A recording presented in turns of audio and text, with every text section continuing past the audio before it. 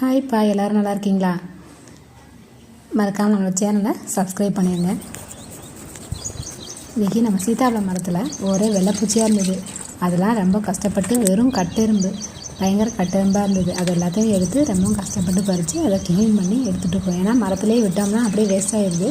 பூச்சியெல்லாம் இது பண்ணி அப்படியே அது அப்படியே காஞ்சி போயிடுது. மேலே இருக்கிறது எல்லாமே அப்படியே ரொம்பவும் காஞ்சி போயிடுது. அப்படியே நிறைய இன்றைக்கி போன தடவைலாம் அந்த மாதிரி தான் ஆச்சு. ஒரு பழம் கூட பறிக்கவே இல்லை.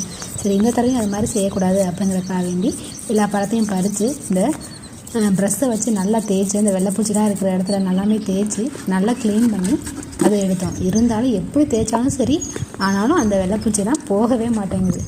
என்னடா பண்ணுறது அப்படின்னு சொல்லி கேட்டபோது என் பையன் ஒரு நல்ல ஐடியா கொடுத்தான். பைப்பில் டேரெக்டாக கொண்டு போய் அந்த பழத்தை காமிச்சோன்னு வச்சுக்கோங்க, இந்த ஸ்பீடாக வர்ற தண்ணியில் அந்த வெள்ளைப்பூச்சிலாம் போயிடும் அப்படின்னு சொல்லிட்டு நல்ல ஐடியா கொடுத்தான். சரிவா, நாம் அதையும் ட்ரை பண்ணி பார்க்கலாம் அப்படின்னு சொல்லிட்டு நாம் அதை ட்ரை பண்ணி பார்த்துட்டோங்க.